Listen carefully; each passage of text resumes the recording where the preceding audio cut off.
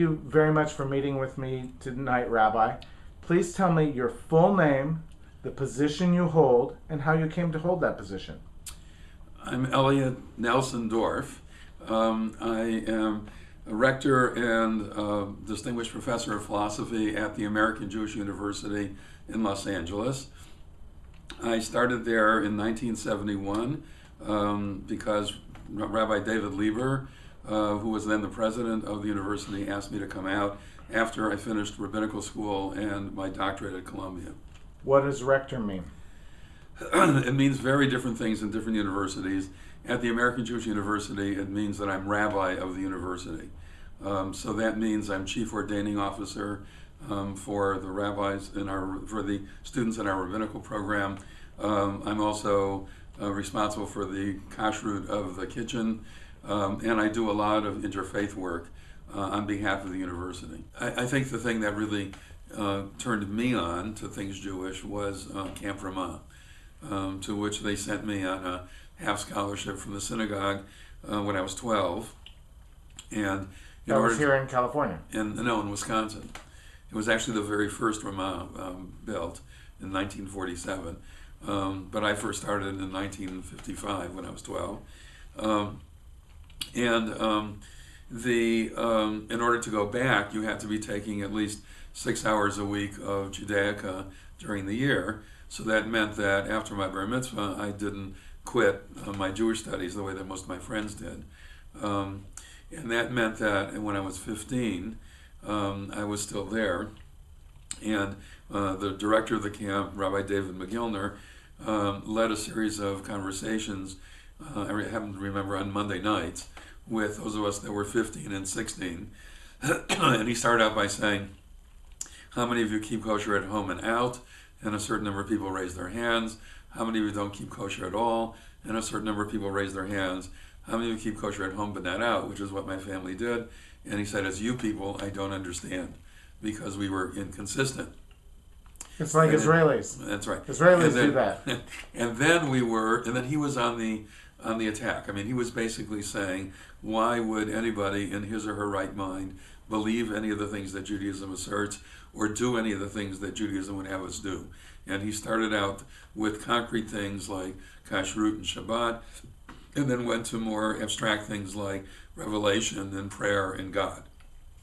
And over the course of the 8 Mondays of that summer, he made it clear to me and to the rest of us that he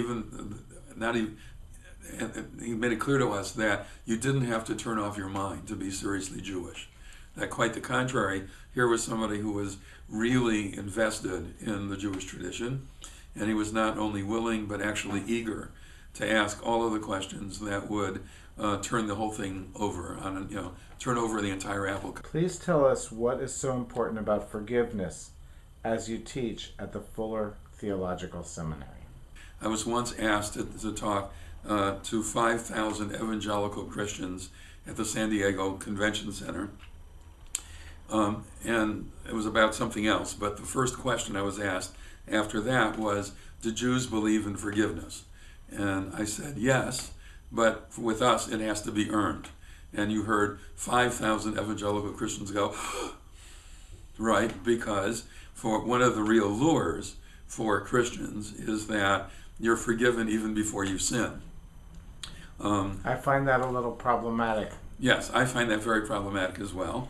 Because within the Jewish tradition, we take forgiveness very seriously, but we also take tshuva very seriously, which is the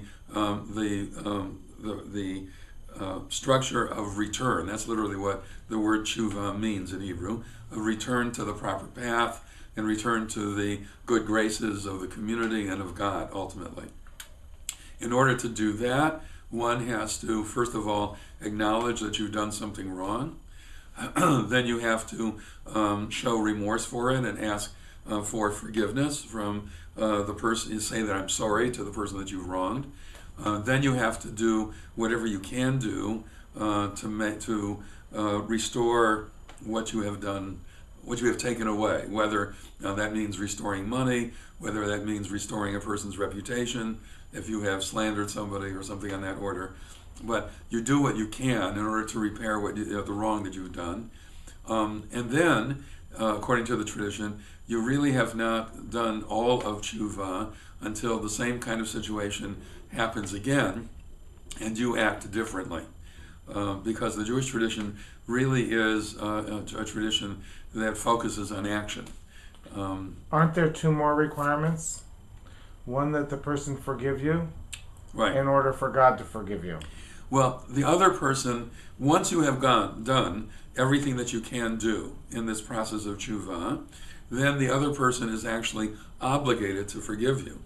And if that person doesn't, then that person's friends are supposed to talk to that person in order to try to convince that person to forgive you once, twice, three times. And ultimately, if the person refuses to do so, even if you have done all of the steps of tshuva, then that person has now committed a sin, because we really do believe in forgiveness when it is warranted. So would God forgive you on Yom Kippur even if the aggrieved party withholds forgiveness? Well, the way that the Jewish tradition understands Yom Kippur is that God forgives us on Yom Kippur for the sins that we have done between us and God, not for the sins that we have done between us and other human beings. For that, only other human beings' forgiveness works. And hence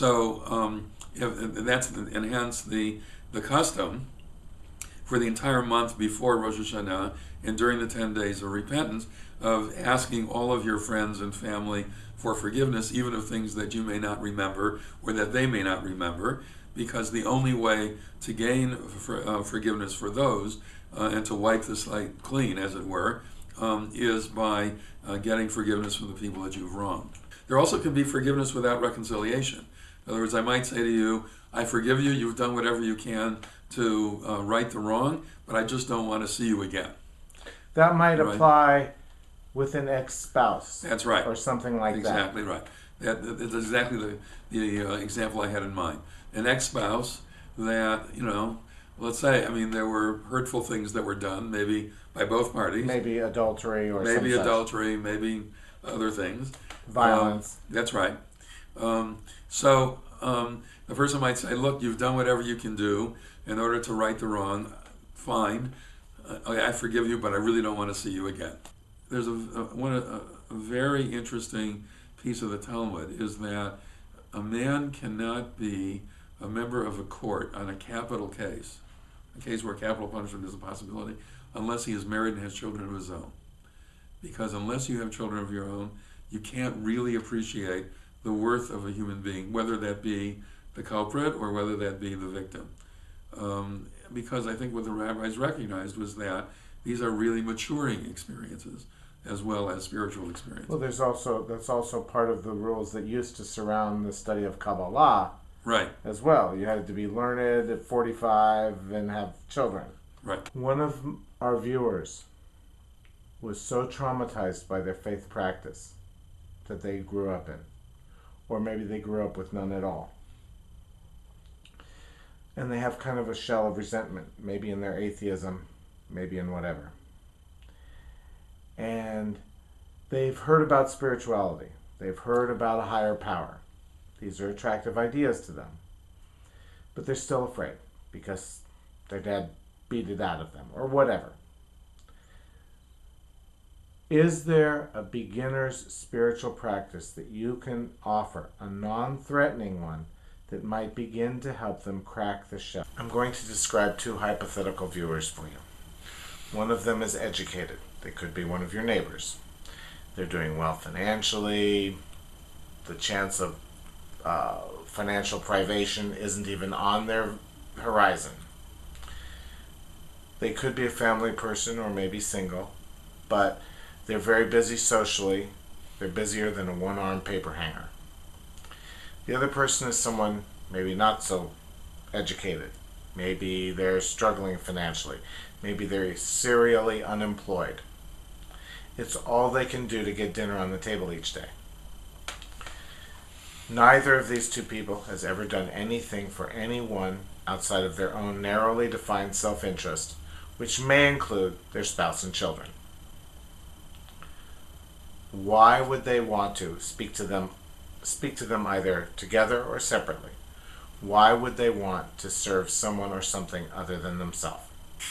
One that I mentioned before, to do the right and the good, in which I talk about the fact that the tradition, I also read a book called The Way into Tikkun Olam, and in both of those books, I talk about the multiple motivations that the Jewish tradition provides as to why we should serve others.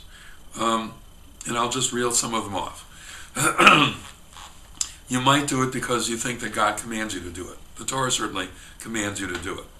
Right? Talks about leaving the corners of your fields, and et cetera, et cetera. Okay? You might do it because you as a Jew are in a covenantal relationship, not only with other Jews, but with God. And part of that covenantal relationship is that is helping others as being part of the responsibility of that covenantal community. So Maimonides, for example, says that he doesn't know of a single Jewish community in which there was not a soup kitchen and a charity fund, right? Because that's what it means to be part of this covenantal community. Okay. A third thing that you might do is not because God commanded, but out of love of God. God wants you to be God-like, and to be God-like, or holy if you want to use the word, is to do what God does. And God, in fact, is very generous. Is very generous, right. Look Fourth reason, it's very generous. Right. Fourth reason is because this is the kind of person that you want to see yourself as being. Not simply as selfish and self-centered, but rather as somebody who also cares about other people. And certainly the tradition would encourage you to see yourself that way. Another reason would be you were in Egypt, right? And that's what the Passover Seder tries to get you to feel very graphically. But the point is that what the tradition says to us, you should know better than to abandon people who are destitute. You were destitute. You understood that in your very being, and so therefore, when you are better off, you should help others who are in fact destitute.